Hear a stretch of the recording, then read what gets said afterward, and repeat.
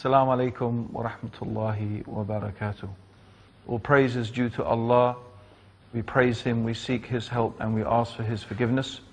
And we take refuge with Allah from the evil of ourselves and from the evil consequence of our evil actions. Whomsoever Allah guides, none can misguide, and whomsoever Allah leaves to go astray, there is none to guide. And I testify that Allah alone is worthy of worship, and that Muhammad sallallahu alayhi wasallam is the messenger of Allah and His true worshipper. My dear listeners, brothers and sisters in Islam, brothers and sisters in humanity, today I am going to be embarking on a journey to take you through a very amazing and interesting topic, and that is the proof that Islam is the truth. And that really is what I'm going to be trying to show to you over the next series of programs, that we can prove that Islam truly is the religion that has been revealed by Allah, the creator of the heavens and the earth, for the guidance and the benefit of all of humanity. Now, before, of course, we actually go into the main topic itself, I would like to spend a little bit of time dealing with what may seem to be periphery issues, but they're very important. I want to talk about what is proof, what is faith. When I say we can prove that Islam is the truth, what do I mean by that? Some people would already look at that as a type of oxymoron. How can you prove a faith to be true? Isn't faith supposed to be something that you believe without proof? Isn't that what the meaning of faith is? So I want to examine that. What is the meaning of faith and what is the meaning of proof? But first of all, I would like to mention an ayah of the Quran. The ayah of the Quran is actually, it is not only one ayah, it is something that is repeated again and again in the Quran. So the Quran tells us, say, if what you claim is true, bring your proof. Bring your evidence, bring your proof. If you are making a claim about Allah, if you are making a claim about anything, in fact, what is upon you and what is an obligation upon you is to bring your burhan, your proof, your evidence. And this is something that Allah subhanahu wa ta'ala mentions many, many different times in the Quran. In other words, it is not enough just to make a claim. You have to prove your claim. And this is something that the Prophet Muhammad sallallahu alayhi wasallam, he also mentioned, that the proof is upon the claimant. The person who is making a claim has to prove it, because otherwise we would claim the blood and the property of each other. And this is the reality. So I'm sure that every single one of you is familiar with this in your daily life. For example, if someone comes around to check your electricity meter, or to check your gas meter if you have such a thing, or your water meter if you have such a thing, then that person will usually be wearing a uniform, or they will usually carry an identity card. If that person came knocking at your door dressed like someone from the Hells Angels motorbike club with, long hair and a leather jacket and with love and hate tattooed on his fist, I don't think you would be letting that person in your house.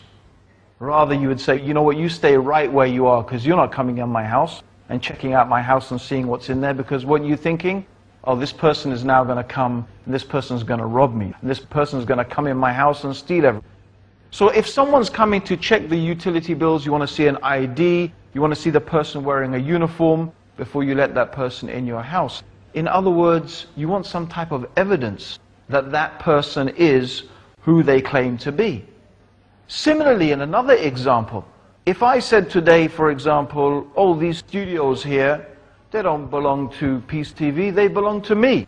They belong to Abdurahim Green, and this is my place, and you guys get out, I'm in charge of here now. No one's going to take me seriously. If I go to court and I want to make a claim about something, if I want to claim some place belongs to me, or some property belongs to me, then I have to bring evidence, I have to bring proof. I can't just say, well, what's my proof? I believe it, I have faith. That's not good enough. No one accepts that type of thing in everyday life. So why should it be any different when it comes to religion? In fact, if you think about it, the issues in religion are even more important than these worldly issues. Whether this place belongs to me or belongs to Peace TV, whether someone robs my house or not, is very insignificant compared to the consequences of what any religion is saying, because religion is talking about the purpose of our whole life. Religion is talking not only about the purpose of this life, but what is going to happen to us in the life to come, the eternity. So therefore, is it enough that someone just comes along and makes a claim? Someone just says, oh, God says this, God says that. You should believe this, you should believe that. Surely the logical approach to anyone who makes a claim about God is bring your evidence if what you say is true. And this is what Allah subhanahu wa ta'ala tells the Muslims to say. For example, if a Christian comes to us and makes a claim about God, that Jesus is God, or He is the Son of God, or the Bible is from God, well, bring your proof if what you say is true. And this is the same for anybody about anything. But it's only a matter of time before a person is going to say, well, you know, you Muslims, you claim your religion is from God. You claim your religion is from the Creator. Well, you bring your proof if what you say is true. And in fact, really, that's just what we're waiting for. Because we will be more than happy to furnish and to provide the proof to show that Islam is the truth. And that's what we're going to be hoping to do, inshallah ta'ala, with the will of God, over the next few programs. And that is to really show some, and to give a bit of insight into some of the evidences that we can have and that we can show in order to illustrate and to show that Islam really is the religion that has been revealed by Allah, the Creator of the heavens and the earth. And I say bring evidences because if you open the dictionary and you look at the dictionary evidence or the dictionary description of proof, proof actually is a collection of evidences. And when you get enough evidence, then you could say that that thing is proven to be true. Because of course, on a philosophical level, we could say you can't really prove absolutely anything. In an absolute sense, you can't prove anything. There is always, I suppose, a type of room for a little bit of doubt. However small, there is always a potential for some type of doubt. And so what we really mean here when we say we're going to prove that Islam is the truth, what we hope to do is to provide so much evidence that a person will not really have any reasonable cause to doubt that thing. It's rather like a court. It's rather like when you go to court, for example. Now, in the UK, for example, we have a jury system. That means that when a particular case goes before the court, the jury makes a decision based upon the evidence in front of them. And that's what they should do. They shouldn't be looking, oh, what is the color of this person's skin? They shouldn't be looking at whether this person is beautiful or ugly. They shouldn't be looking at whether this person is rich or poor. No.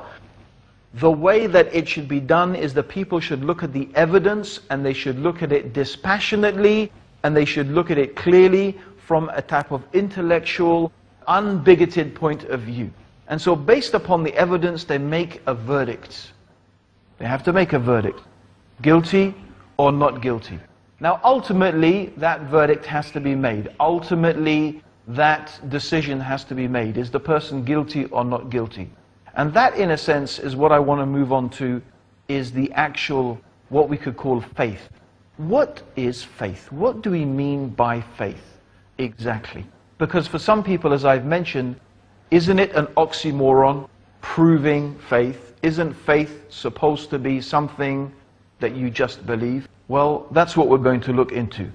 Isn't faith something you just believe, or is it something that can actually be proven in some way? Okay, brothers and sisters, we're going to take a break. Assalamu alaikum wa rahmatullahi wa ta'ala wa barakatuh.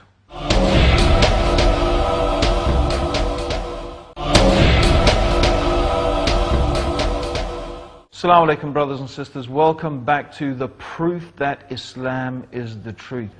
And today we are talking about what is proof and what is faith, and can we prove a religion to be true? Now let's go back to the issue of faith. What do we mean by faith? Now let's take an example. One of the things I often ask people is, do you believe that spins on its axis and goes round the sun in 365 days? Now most people I ask, they say, yes, we believe that. We do believe that's true. I said, do you believe it 100%? Are you absolutely sure? Do you really believe it? They say, yes, we believe it. We're sure it's true. It's a fact. That's what they call a fact. Then I say, okay, prove it. And it's very interesting how many times I get complete blank expressions. Because although most of us believe that the earth spins on its axis and goes round the sun in 365 days, if we were actually asked to prove it, then most of us would not be able to do that. That doesn't mean that we don't believe this thing based upon some good reasons.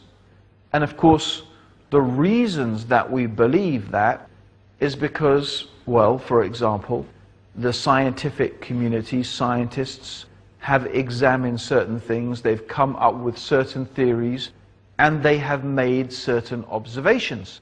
So based upon those theories and those observations of those theories in practice, and so many scientists have observed this thing so many times, then they consider it to be a fact. They consider it to be something that is proven to be true. But of course, most of us ourselves couldn't really prove it. We wouldn't really know what exactly is the evidence. We might have some type of idea, but we have faith in the scientific community. We have faith in science because, well, look at what science has done. Look what science has produced. So there are many reasons that we might have faith in something. And this is a type of faith. It is a faith in science, and it's a faith in the teachings of science. It's maybe not what we're used to in terms of religious faith, but it's still a belief. It is still a type of faith. And therefore, when it comes to Islam, when it comes to the teachings of Islam, when it comes to our topic here, the proof that Islam is the truth, the evidences that we can accumulate to know that Islam is the divine revelation from Allah, then what we are really talking about here is this type of faith. It's the same type of faith that you have when you go to a doctor. And you put your faith and your trust in the doctor.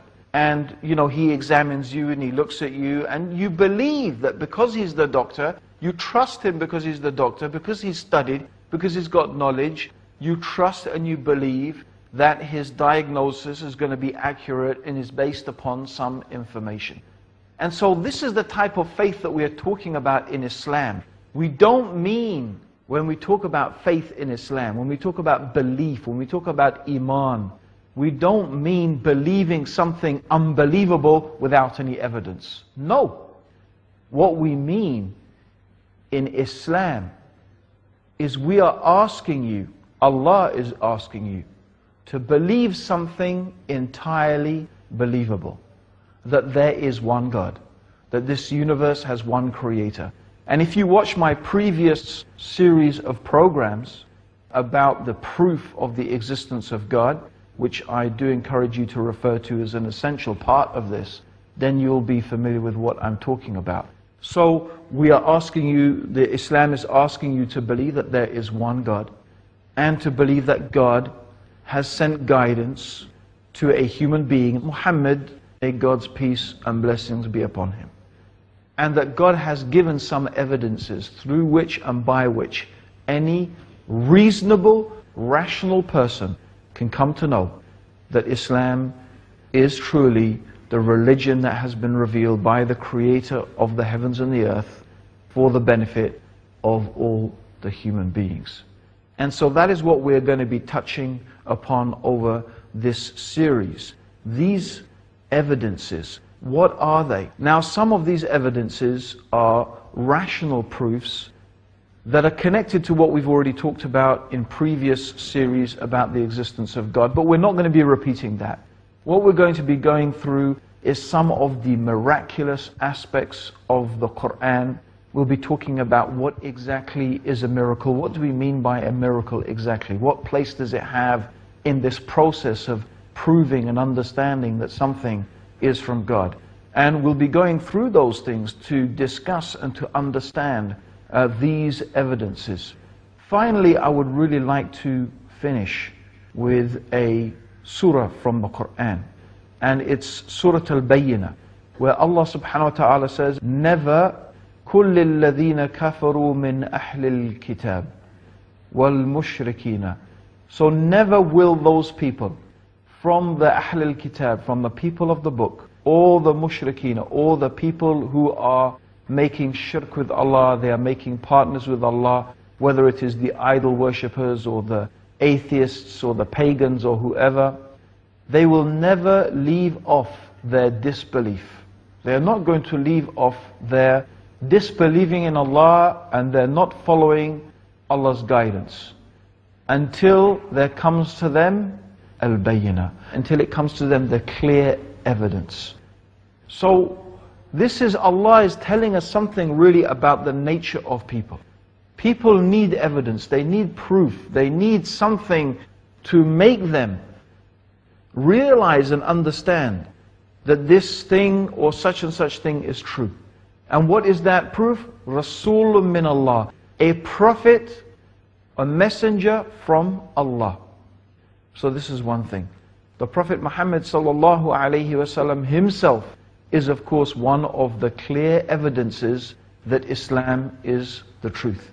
And actually we talked about this already in a previous series of lectures, so we won't be repeating that. Rasulun min Allah yatlu suhufan mutahhara. And that means that he is bringing purified pages.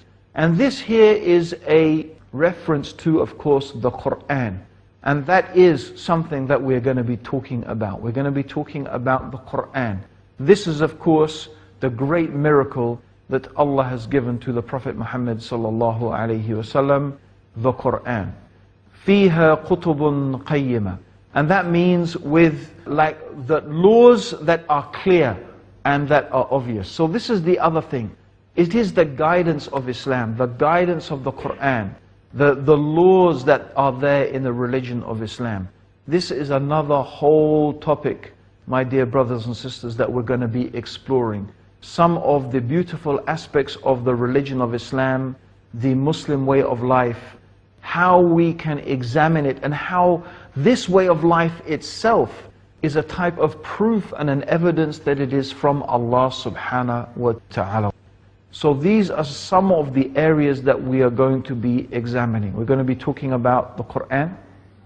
We're going to be talking about the preservation of the Quran, the memorization of the Quran, some of the miraculous aspects of the Quran, for example, the amazing scientific facts that are contained in the Quran, the historical information, the facts that there are concerning historical events that no one could have known 1,400 years ago. Also the prophecies of the Quran and the prophecies of the Prophet Muhammad sallallahu alaihi wasallam. Some things the Quran tells us about the future, and things that the Prophet Muhammad sallallahu alaihi wasallam told us about the future, things that he said were going to happen, and they happened exactly how the Prophet sallallahu alaihi wasallam said it would happen. Also, we're going to be talking about the miracles of the Prophet sallallahu alaihi wasallam, the amazing things that were done by the Prophet sallallahu alaihi wasallam, in addition, of course, to the miraculous nature of the Quran, its linguistic, miraculous nature, the beauty of the Quran, and other amazing facts about the Quran. Also, we will be talking about the witnessing of the people of the book. This is one of the very strong evidences that many people from Ahl al-Kitab, from the scholars of the Jews and the Christians, have recognized that Muhammad sallallahu alayhi wasallam, he is the messenger of Allah. So inshallah we will be mentioning some of those evidences that have been used from the Bible to show that the Prophet ﷺ has been foretold in their scriptures.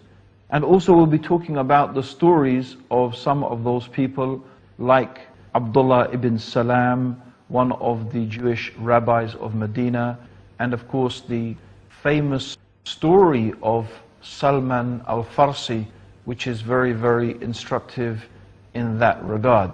So we'll be talking about some of those things, which is a very, very interesting aspect, which is another series of evidences. And that's what we say, we're going to bring these evidences together. The miraculous nature of the Quran, the linguistic miracle of the Quran, the scientific statements, the historical statements, the witnessing of the people of the book, the prophecies of the Prophet Muhammad sallallahu alaihi wasallam. Really, in fact, if we looked at any single one of these items, they would be really unique and amazing. But really, when we begin to combine them and we begin to gather them all together, we can see that really we have so many evidences to amass from so many different angles to show that really our claim is not just a claim. It is not just something we are saying based upon just faith as people understand it, I believe it. No. Really, there are many, many good, strong reasons to believe that Islam is exactly what it claims to be. The revelation from Allah, the creator of the heavens and the earth, for the benefit of all of humanity. And as something I would like to really add, maybe it's not exactly part of our topic, but I would like to add it, is that evidence is very important for us as Muslims. Whatever you do as a Muslim, whatever you believe as a Muslim, whatever you practice as a Muslim, it should be based upon evidence. Our religion is not based upon guesswork. It's not based upon what I think or what I imagine or upon some cultures or some traditions that we may follow. Being a Muslim is supposed to be based upon following the evidence. And the evidence means what the Quran says and what the Prophet Muhammad sallallahu alaihi wasallam says. So my brothers and sisters, we'll look forward to you in our next program to continue with this exciting discussion. Assalamu alaikum wa rahmatullahi wa ta'ala wa barakatuh.